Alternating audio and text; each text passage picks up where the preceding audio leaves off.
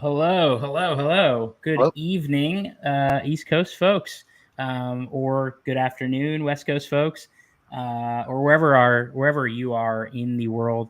Logan here, back on the Lucky Trader Lounge for the first time in quite some time, joined by Lucky Trader contributor Jason Bales and Jeremy Fisher of Lucky Ducky NFT. Jeremy, thank you so much for spending some time with us today. We're making some puns on the social media here about making this stream twice as lucky. right, Of course, Lucky Trader, Lucky Ducky, some obvious synergies there with right. the luck. So how are you? How are you doing? Thank you so much for being here.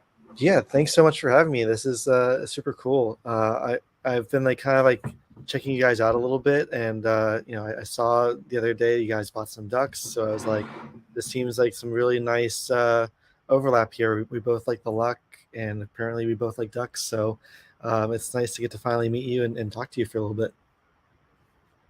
But I'm doing great. Otherwise, I'm had an interview this morning and just working on some top secret clay stuff in the garage here. So not able to share everything going on, but some fun stuff in the behind the scenes.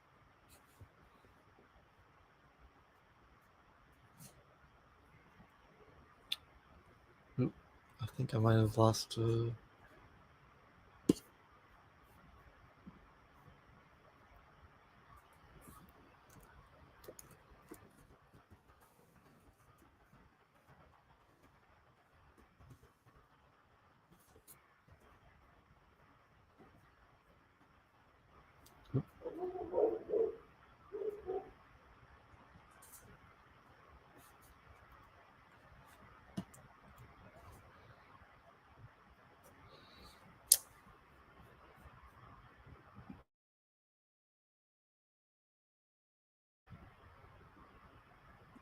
Oh no, I think we all got rugged.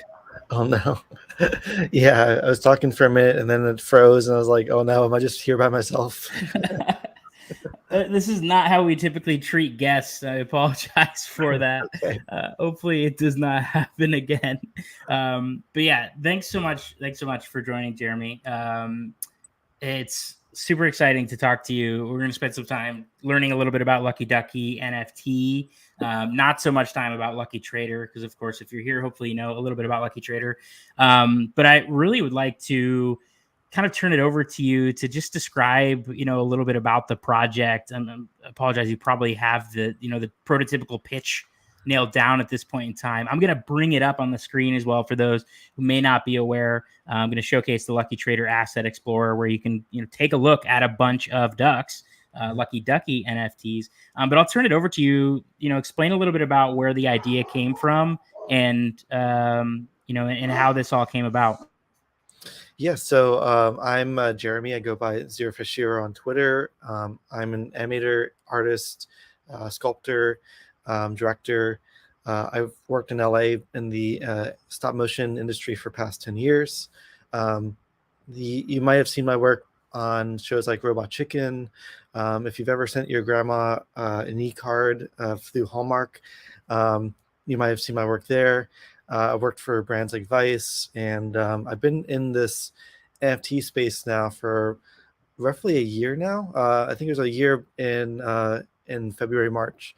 So I've been working on my own art for since college, but since the NFT space came around, I've been really diving in and learning about the way artists can sell their own work and to be in this new marketplace. And as an artist, it's just like it thrills me to no end that I can actually put my own artwork out there into the world, and people want to buy and trade and collect these things. So I started with a simple collection back in March of last year, made 6 pieces on Foundation. They sold out over the span of, I think it was like 6 months. But I kept learning, kept developing some ideas and concepts. And then around the times Cool Cat came around, I really got into Cool Cats, and then started doing some derivatives based on that with called Clay Cats. And that kind of led me down this path of saying, well, why don't I just make my own collection? And around the time I met a couple people, my developer, Shrimpy UK, and this guy William, and my artist designer Town. And yeah, so I'm talking real fast over this stuff because it's been a long year of developing, but we put our heads together and we developed Lucky Ducky. So it's a series of 7,777 family-friendly claymation generative duckies on Ethereum.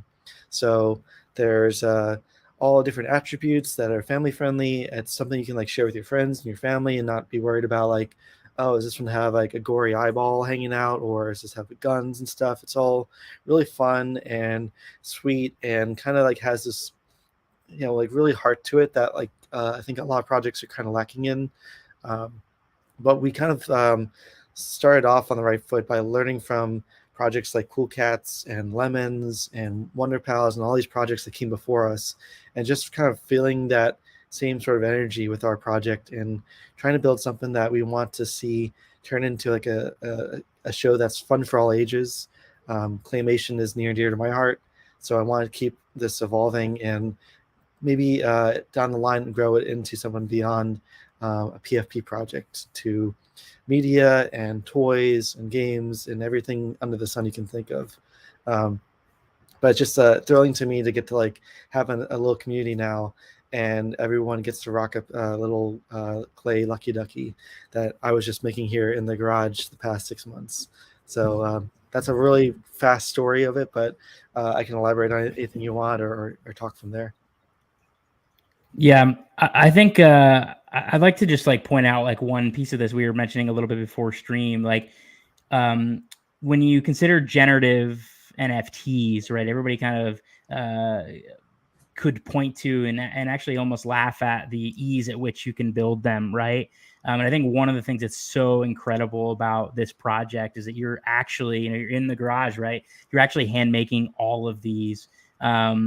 So I would love for you just to like talk a little bit about the process of literally building one, right? You built 7,777, right? Generative ones based with different traits, and I'll showcase some on the screen there. But like, what's the process of building one? How long does it take you? If you want to hold, I know you showed us before, and you got one like in your hand. Like, just talk a little bit about, talk a little bit about that. It's one of these pieces that for this particular project, I think is, completely overlooked. The blood, sweat, and tears, right? That really go into building something like this. Yeah. So if you think of a project, you call it like a typical project, but they've only been around for like less than a year. Like Cool Cats, I think launched in, was it May or June or around that time? But a standard PFP project is considered like layers and layers of two-dimensional drawings and like Procreate or Photoshop. We try to do something very similar, but obviously with stop motion and with claymation especially, you have to build everything by hand. So this is a little piece of one of the assets. So this is our little crown that you can kind of see there. It's got actual little gems in it. They're little jewelry pieces that are embedded. So each of these are hand sculpted. I've sculpted the majority of them. I had a couple friends come in to assist with me on a couple pieces. But over the span of, I want to say like 2 to 3 months, we just were every day coming to the garage and sculpting. Sitting down, sculpting every single hat, every single scarf, every single beret, everything you can see on the collection, to the point that initially we were testing a lot of ideas out because this is a process that there's no like book or how-to tutorial to do this work. We were testing out like, so imagine if we want to have a different color crown, we could say like just take it to Photoshop and we just swap the red to purple or something. And I tried doing some tests with that early on just to see what the results would look like. But after testing it out, we found that the colors ended up looking very artificial. So we backtracked, instead went ahead and actually hand sculpted every difference in the colors even. So if you were to like overlay the like the orange boa and there's like also a pink boa, they're not the same sculpt. They're two different pieces. So they look very similar, but if you put them over top of each other, you can tell that they're different actual pieces that have some slight variations to them. Same with the skin colors for the duckies. Same with all the hats. Anything you see that's kind of like a purple beret or pink beret, or those are all actual different sculpts, and so that adds, you multiply the workload every time that you like add in variations to a set. But it made more sense to us to actually do the work rather than just cut some corners and try to like change the color and post. So we made it more difficult for ourselves, but I think the work actually looks better because of it. Yeah, it's unbelievable. Just the crazy amount of time and effort put into something like this, and I think that's certainly something that should be celebrated and shouted about a project that is, as a space that's ripe with low effort things. This is very much not that. So you should definitely, feel very, very proud of yourself for having done this, and with little help as well. I'm curious, you talk about building up all these traits here. Do you have a favorite trait? Are you allowed to share that? If so, like perhaps what was your favorite trait in sharing?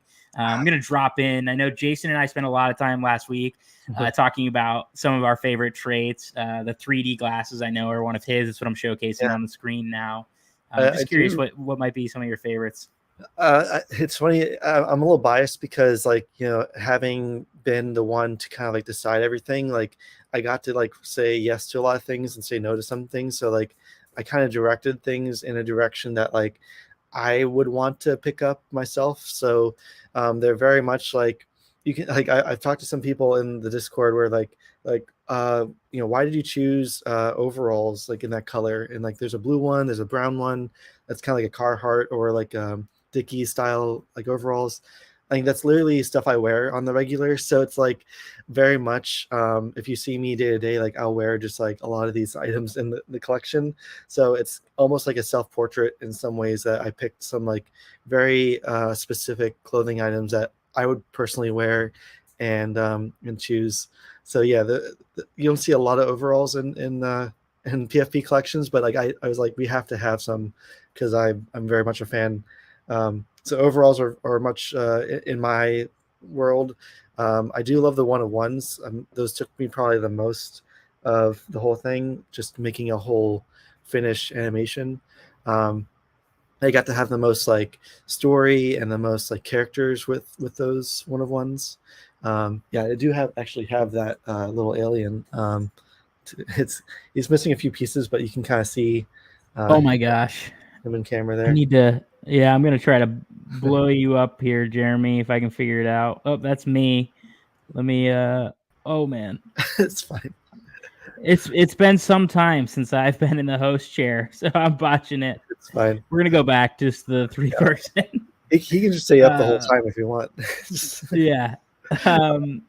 But I can also talk so good. Yeah, so this is also a little kind of demo of like the way these are made. So we call it 2.5D because it's kind of like the cross between a 2D character, like a flat cool cat, versus a three-dimensional like CG character would be. So he's got no back to him. He's kind of like, you turn him ever so slightly and the illusion's gone, but if he's straight on, it looks three-dimensional. So we get to kind of solve a lot of problems really fast by like everything being really flat. You can build stuff up really easily and not have to worry about all this extra clay that you're never going to see because he's only going to be viewed this way. So kind of a fun little trick illusion that the you get from the collection too. Same with the how big is that? I mean, it's almost maybe I'm being tricked by the angle. Is it almost as big as your hand? Like those are a couple inches, 3-4 inches long or wide? I actually have a ruler here. Let me just double check. This is all millimeters, of course. So it's about this one's about 10 millimeters. So I don't know my conversion off the top of my head, but yeah, so about 10 millimeters. I'd say about like 5 inches or so. Yeah, I think it's like 2.34 per inch or something like that. Exactly. So it's not super huge. Like we kept it kind of small just to keep the amount of work that would go into each one down, and but also the amount of detail we can keep in each piece from not like, being too small to like carve in details and stuff. Um, yeah, it's these little guys are like fun to like. People always ask me like, oh, can I get one of these? I'm like, you can get them, but they're still soft clay. Like if I was to push down on this too hard, I'd completely destroy this little crown. So right now we're figuring out ways to do some 3D scanning, 3D printing maybe. That's ways people can actually get a copy of their character from the actual originals.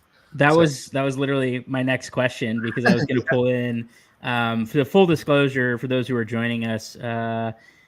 I am a Lucky Ducky NFT holder. Jason is a Lucky Ducky NFT holder. So just to get those things out there. But I was going to pull up. So these are some of the ones that I own.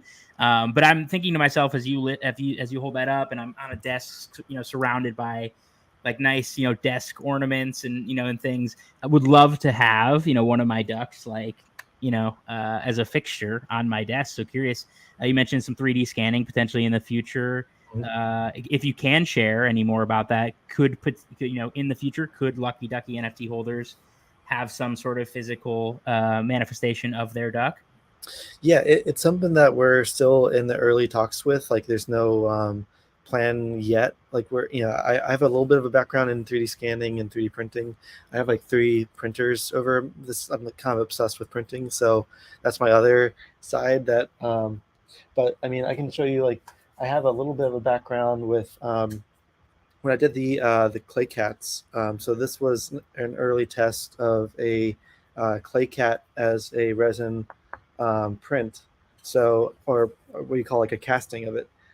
So I made a mold and then did a final casting of the clay cats. So what we're trying to do now is because it's generative, it takes a little bit more thought process to it, because obviously everybody wants their custom version, not just a generic one. So how best can we combine and export out their actual duckies based on the 3D models and based on the metadata from their ducky. I know it's possible. I don't have the technical skill sets to like make that coding happen, and I'm like asking my developer like when type of thing, and so that's what we're working on. But I've seen other projects do some similar things. I know that the Lemons recently did a thing where you could get a pixel lemon based on your lemon. So I know that there is a process to this that you can, use the metadata, use your assets, and export out a version that now is in a new form. Whether that looks like a 3D print that you have delivered, or a 3D file, or something along those lines, like a toy, we're not quite sure what that looks like yet. So when I went through that process of making the copies of the clay cats, I learned very quickly how painful it is to print and mail stuff, because shipping international is really hard when you don't have a phone number or a person's name in the space, and nobody wants to give you their real names or addresses in the NFT world. So my local FedEx was very concerned about me when I came to them and said, "Hey, I want mail to this Twitter user. No, it's a PO box, and I don't know anything else about them." And so I have to figure out a better way to do that when we go to the shipping process. Yeah. So maybe it looks like just a 3D file you can download, print yourself. Maybe we figure out some sort of shipping method, but that's down the line for us. Cool. We have a question came in from the chat. Do you, from someone at Lucky Trader as well here, if you can't tell by the Lucky Trader logo, do you like the Doot trait? Is when we're talking about traits. I'll pull this back up. Actually, Cam had asked me prior to the show to ask you about this, so I'm glad he dropped it in. I'm going to pull up the Doot trait so people can see it. I didn't. Here's all your Doots. Can you give a background about? I'm not familiar with the reference here. Perhaps I'm just super uncultured. It's kind of like it's one of those like internet meme things that like it's kind of obscured now with how long it's been in the internet part. But like I know one thing that was a a variation close called Newt, like Noot, and that was from Pingu, which is another claymation. I think it was based in England. So it's a British claymation show with a penguin, and it's got this like long snout that just kind of like shoots out like a horn, and so that was a little bit of the inspiration for this guy, and it just became the Doot mouth. It was like going Doot Doot, and so it was one of those things that we like. When I saw it first, I was like, "This is kind of funny and weird," but like it just kind of fit this weird like energy to this character, and like it fits so well with some of the attributes like the Cyclops and like the some of the sunglasses and the glasses. So we had to keep it. Other Yeah. things didn't make the cut, but that one definitely made the cut. Yeah, I think the whole collection plays together like pretty well. Sorry about the dog here. So I really like you mentioned in the very beginning keeping things family friendly. You have a really clean, like wholesome vibe. And one of the things you alluded to, and of course, if you take a look at the Lucky Ducky NFT roadmap, right, some pitch Bible creation to potentially get an animated show of sorts. Is the demographic, if I can ask, like, is the demographic designed to be that sort of like younger child show? Is it designed to be something like, a little bit upscale with like witty humor? Like, where do you think that Lucky Ducky, like, what's the tone and vibe while maintaining that wholesome, look and feel? Yeah, it starts from a place of like when I was growing up, I watched a lot of like Nickelodeon and like Nicktoons, like the Hey Arnold, Doug, Rugrats and all that stuff, and like and there's some that like kind of went a little bit beyond the edge, like Ren Stimpy, and we're trying to find that like happy medium where it's something that like you could watch with a younger sibling or like a kid or a family member, and it's like going to be age appropriate for them, but like we also have like a little bit of a tongue-in-cheekness to it. Like our catchphrase is "Let's duck and go," obviously is a fun thing to say, but it's like there's a lot of humor that kind of came about like walking that fine line of just like it's kind of like when the kids are watching it, they get one side of the humor, and when the adults are in the room, they see a little bit of more of the like more adult humor that's kind of like peppered in. But like, yeah, it's not like we're not trying to be crass for crass sake. It's just like fun. Mhm. To, like, you can have more like adult situations, and adult not meaning like sexual or anything, but like you can just deal with adult situations and like realistic human interactions than just like baby's first steps or something that like everyone can appreciate. And that's kind of where like Cartoon Network, Nickelodeon, those programs really kind of like found that niche, and like the shows I love and still watch to this day, like it's kind of in that world. Even some like Looney Tunes like kind of fits that, like they're kind of like rude to each other, and it's like they say something that's like I didn't get as a kid, but now that I'm an adult, I'm like, oh, that's what they're talking about. Yeah. So it's like kind of finding that happy medium where we don't have to be totally over the top, but we can like still make it interesting for both young and old, type of thing. Yeah. I think if I could go back a little bit, Jeremy, I would ask, how much of, Lucky Ducky and then the eventual or hopeful plans, right, to develop into that type of IP stems from your experience or, is influenced by your experiences previously. You mentioned at the very beginning, experiences in working in industry with animation and stop motion. But I don't know that you name dropped, right? Like Robot Chicken, Marcel the Shell, which we've pulled from your bio. Jason showed me Marcel the Shell prior to the show. I had never seen it before. Got a few giggles out of that. But like, how much of this experience and what you envision from Lucky Ducky is influenced by that in any way? Yeah, it really. I think probably the one that taught me the most was working for Hallmark, because it was like if you've ever shopped for greeting cards, it's like such a kind of bland experience because like the cards have to fit everybody. Like it's very much like it's a birthday card for people under the age of 12 or people 15 over.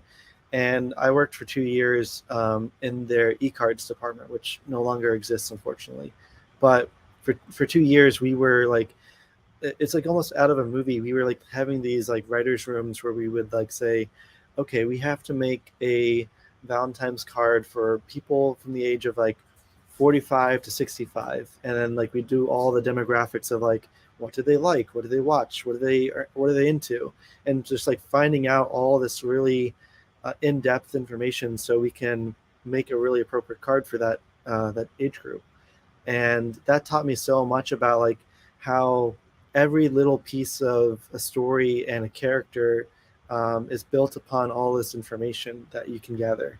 And that's kind of what the makeup is of Lucky Ducky as well, is where like from day one the character designs are very fun. They're very like, you look at the characters and you want to like immediately squish it. Like it's kind of like that, like sort of appeal to it. And then we also want to make sure that the silhouette is very like, you recognize it instantly. It's not like something else. It's very very distinct. But then on top of that, everything from the social media to the collaborations, every bit of story that we put into these characters, what they're wearing, it all ties together for the type of story we're trying to tell and what we're trying to imbue these characters with.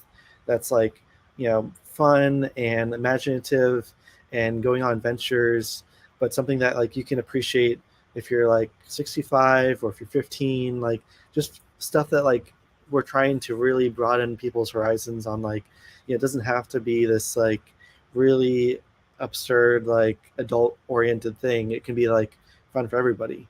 um, but yeah, the work I did for Hallmark taught me so much about that, because I'd have to like come up with like 5 uh, pet sympathy cards of all things that like a grandma would want to send, and like have to like come up in my head of like what can you even do there for an email animation that someone's going to send. Um, but yeah, there was a lot of things that got left on the writers' room floor, but some stuff worked out really well, and yeah, it just really helped my directing and my ability to like ask questions and just say like, well, why are we doing this and not this, or like, are we doing this only because it's what's like popular and what's people assume is the thing to do with this type of project? Are we only doing this type of asset because it's popular?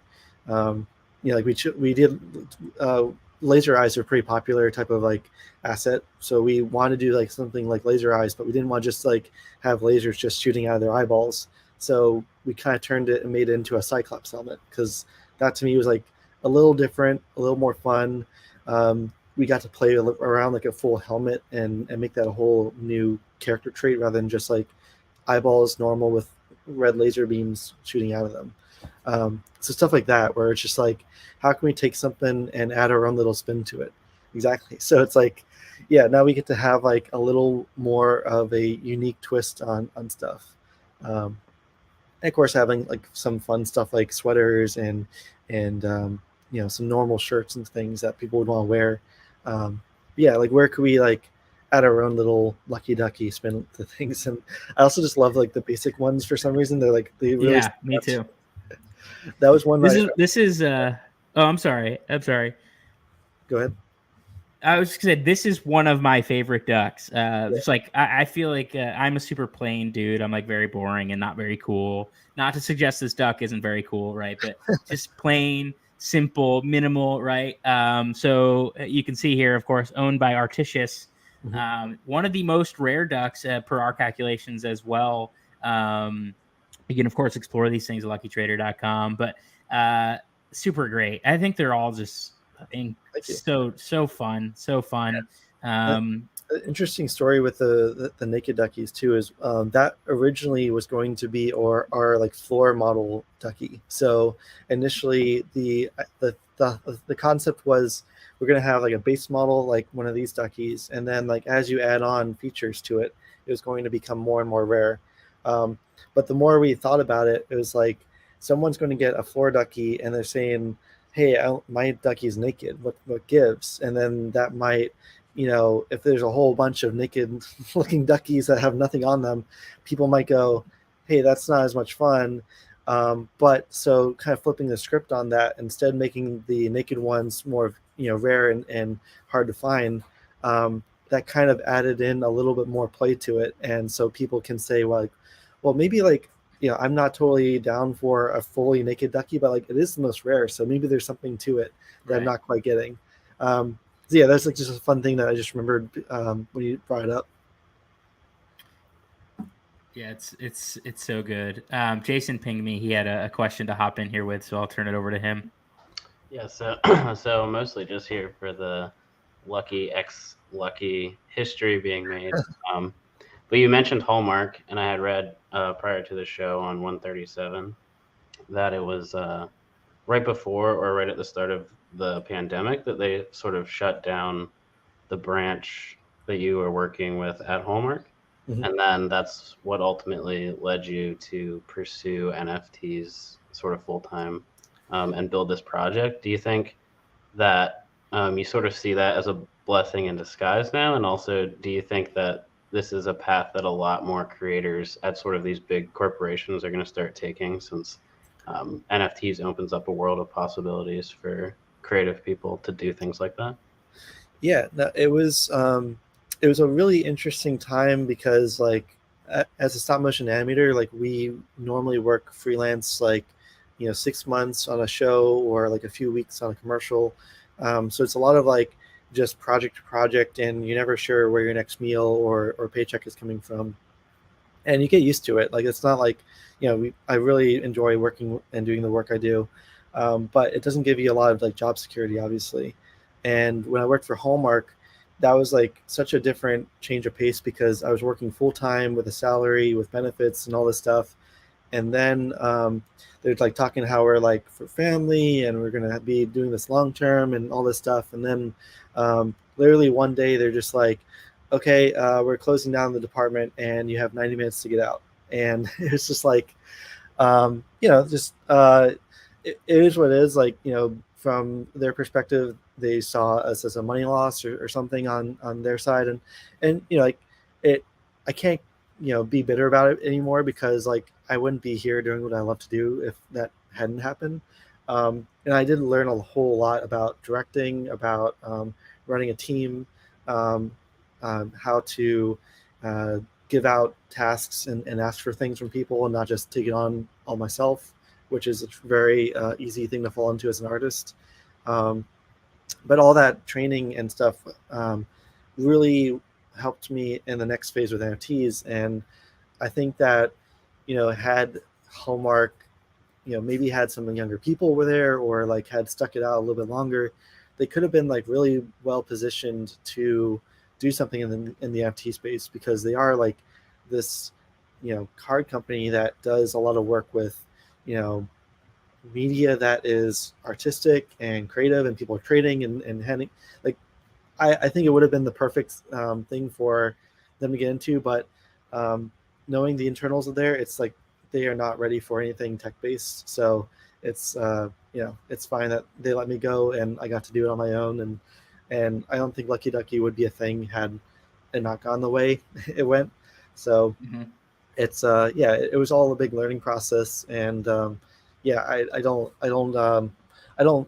uh, I wouldn't have changed the whole thing any other way. So Yeah. Well, and we wouldn't be here talking to you, or nor would we own Lucky Ducky NFTs. So um, glad to have this opportunity. I wanted to actually kind of circle back on something you're just alluding to when you referenced that Hallmark may have seen your division, right, or individuals, that group, as a money loss, right, and that's unfortunately sometimes the way that it works. Uh, the NFT space as it exists right now is very focused on money, is very focused on speculation, is very focused on floor price and those types of things.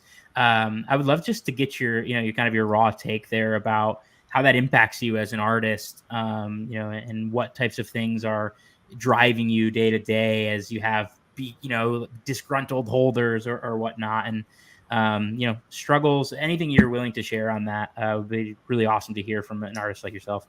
yeah, it's an interesting place to be. Like when I first started out just doing one-on-ones, I would sell a piece, for like point 0.2 ETH, and then say thank you to the collector and keep making art, and maybe like say like more stuff is on the way, and then that would be the end of the conversation for a while.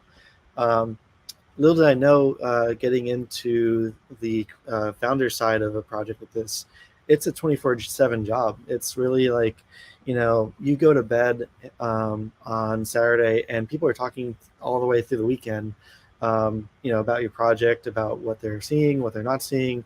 And it really does need to have a team that is working 24/7. We've tried really hard to share with people that like this process is not going to be an overnight type of process.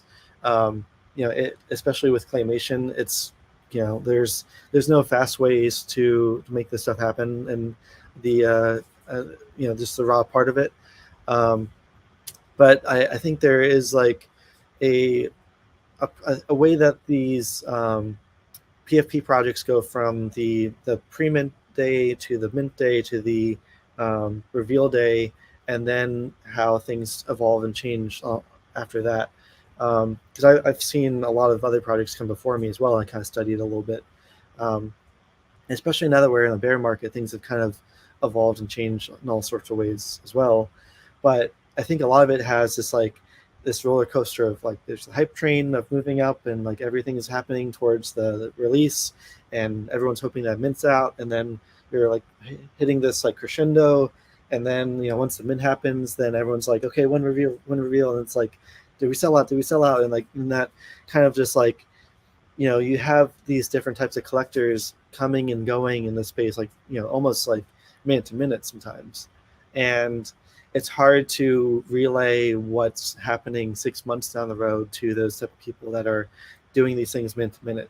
And you can't really, to me, it feels like a little bit like you're trying to, push back the ocean. Like it's just like a wave of things just happening that are completely out of your control any minute or any day. And being part of the Cool Cats community has like taught me a lot about like how having this long perspective of things that you're working towards will help you survive the day-to-day changes and things that ebb and flow. I'm a Cool Cat holder from summer of last year, and I haven't thought about selling my cat at any stage of this, when it was I think 15 ETH at the top, and it's been down to like 7 or 8 at the bottom more recently.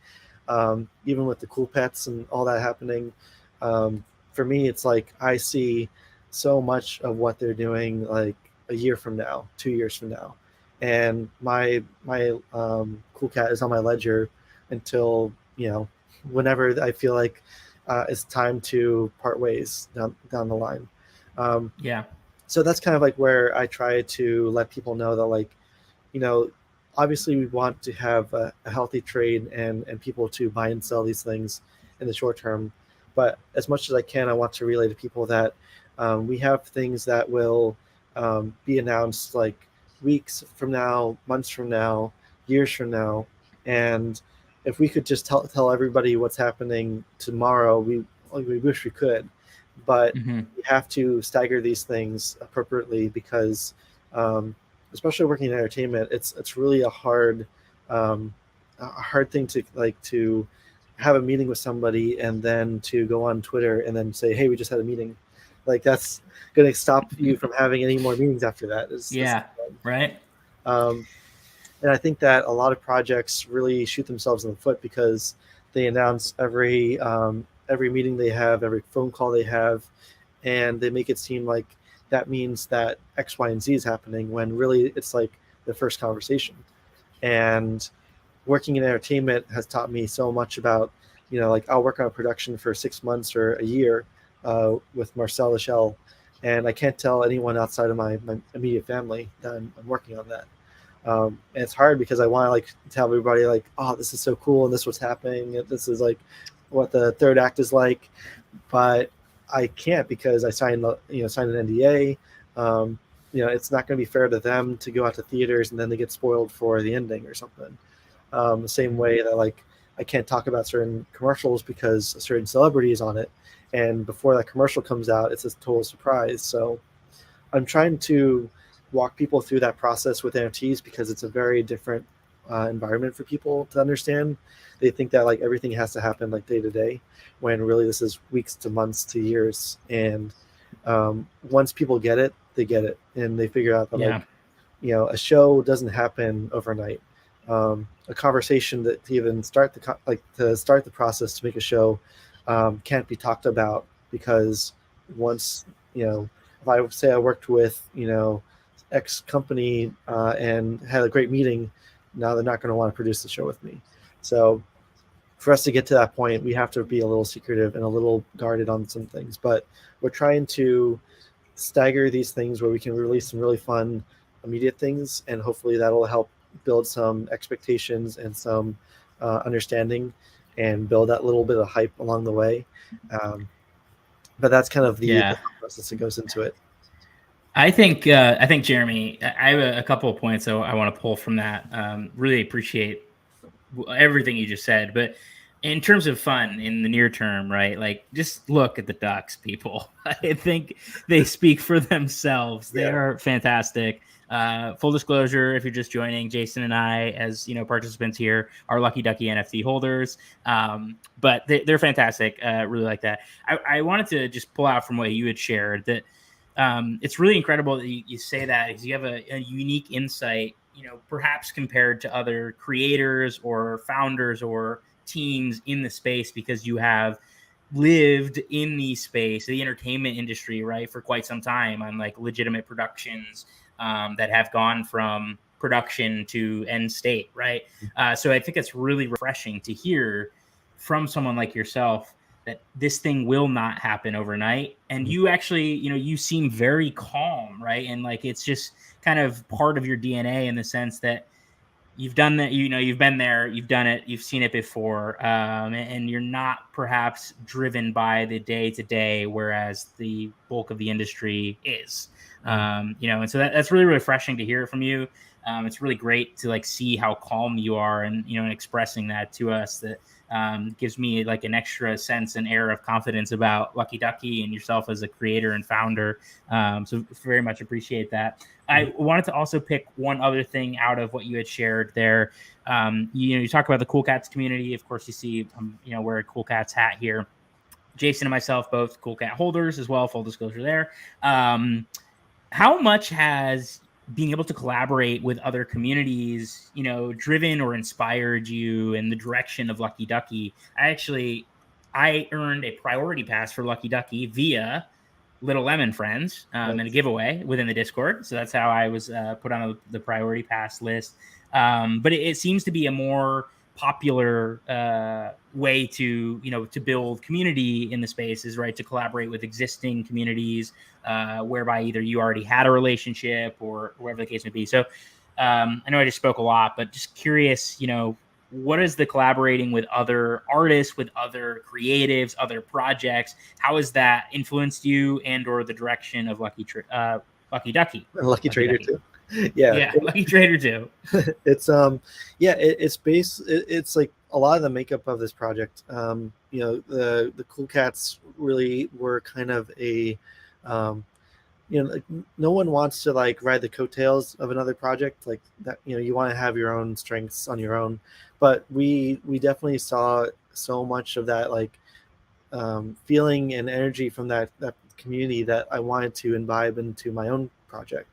And so like it's one of those things where you're not trying to like say like, oh, like please Cool Cats like me please, and then it's like feeling kind of desperate in that area. We wanted to like find our own niche, but also like use them as like an example of how to do this the right way. Because my personal take is that I think they've done so much right in this space, like the way they've basically built a whole ecosystem almost single-handedly in this kind of cuter PFP world that like it didn't really exist. There's like pixel art, there's like CryptoPunks and Bored Apes like spring summer of last year, and then now it's like every day there's a new cute project coming out. But beyond just the aesthetics of it, like I really just loved how the creators were very open. Klon was like out there talking about his work, showcasing what he knew, and I literally studied one of his videos on YouTube on how he does the asset generation and how he like labels things, because I was not sure how best to go about it, so I wanted to like learn a little more. But he has been very open about the process, and he does like Twitch streams on the regular, and that's sort of like all those metrics that like really I really appreciated with his project. I tried to imbue into my own project. The same with lemons. Like I really love the kind of grassroots nature of lemons. Like I picked up one. I can't remember who was hosting it. It might have been official Ali was doing a late night space one day. It was like a late night session. They was just having a bunch of lemons on, and I just popped in one day and I was like, "Who are these lemons guys?" And it's like, "Wow, this is kind of fun." And like, I think I can't remember if it had sold out or if the floor was really low or something happened where like I was like, you know what, I'm just gonna get one, and I just like saw one for like 0.04 or something really affordable, and it's just like whatever. I'm in this chat with these guys. They're all in the lemons. I'm gonna get a lemon, and that sort of like environment just really spoke to me. It was just like I could tell that like it wasn't an official function that the lemons put on. It was just like a bunch of them got together and was like, we're just going to do a thing and have fun with this, and maybe like just talk up the project. And so I try to find like ways I can do something along those lines with these projects, and like working alongside them. There's like the very standard issue like allow list giveaway thing that everyone does now with like, I give you 10 passes and you tweet it out for me, or give it to your Discord members and back and forth. But what I'm trying to showcase with what we're doing and what we're doing with these collaborations is not just that, but like trying to like showcase that every time we've worked with a team, we have now a connection and a relationship that we built. So I'm talking to the creators, I'm talking to the community. Sometimes I'm usually the one doing all these things too myself. So it's like me reaching out individually to the creators of the Lemons or Gunslingers or Shiba Shelter or like all the other like Wonder Pals, all these projects, and just building a relationship with them. And those relationships don't end when the allow list giveaway ends. Like we've done other things with Lemons, for example, with Cool Cats, and just finding ways so we can like keep this conversation going and trying to build a bridge between our projects in fun ways. But yeah, the collaboration is kind of like the collab is like the easy win for the first thing to like say like, okay, I give you a thing, and but now we have this relationship built, and now what else can we do with that relationship? Yeah, it's great. And I really enjoy I don't know that I know every single project you collaborated with, but you were popping up in my feed a lot, and so I first actually discovered Lucky Ducky very early, very very early in the process, at least to my knowledge. And of course, there were obvious synergies with Lucky Ducky, and then Lucky Trader started last September or August. So it made a whole lot of sense to bring you on here. I have a few last questions. I greatly appreciate your time. And thank you so much for being here. I've super enjoyed the conversation. A few last questions. We did have one from the chat as well. This is from John Nanetti. Ask if Jeremy has seen Isle of the Dog, but Jason indicated it may be Isle of Dogs. I don't know what this is. I'm so bad at pop culture. It's okay.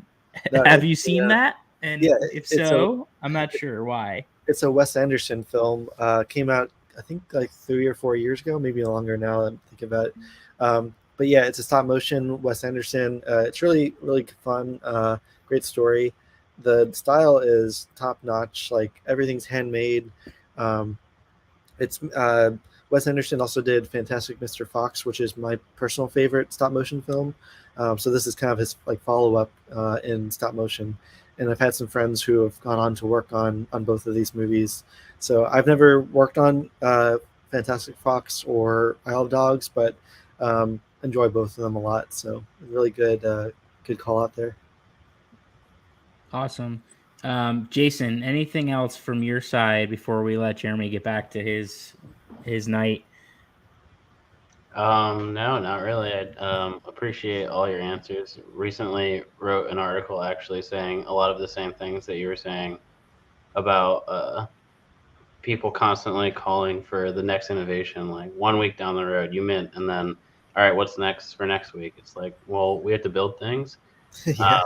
So yeah, I mean, the article talked about Batman being an unsung hero and Alan Turing being an unsung hero because Bruce Wayne wasn't working and Alan Turing's machine wasn't working, and then NFT projects themselves are not working, and you see that a lot with at least up until recently, the Cool Cats.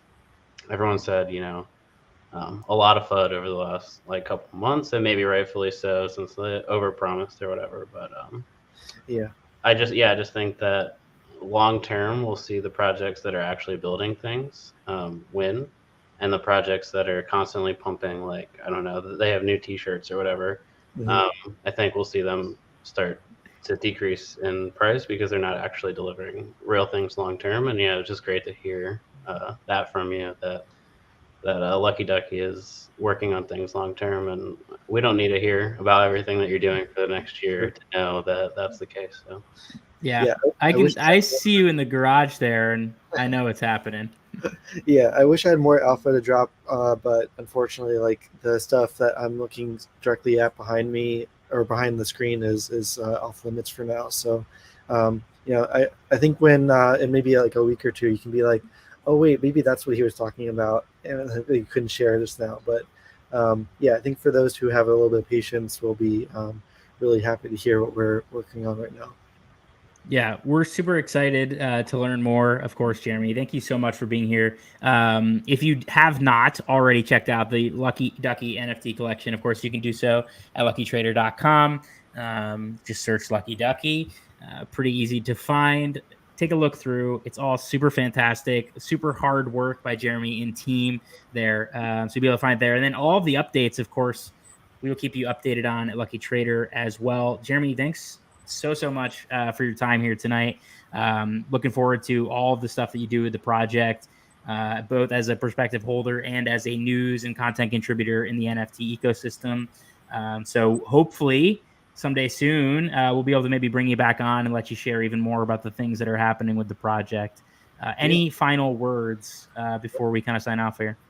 No, thanks so much for having me. This has been a blast to talk to you guys, and I just love talking art and animation and NFTs. So, anytime you want to have me on, I'm down for. So, thanks again, and I could do a Let's Duck and Go. I still feel weird just yelling it out, but yeah, we'll hopefully get to share some more fun stuff next time we talk. Yeah, let's duck and go. That feels good. That's a good way to end the work week here on Friday night. Thanks so much, everybody. We will catch you guys again next time.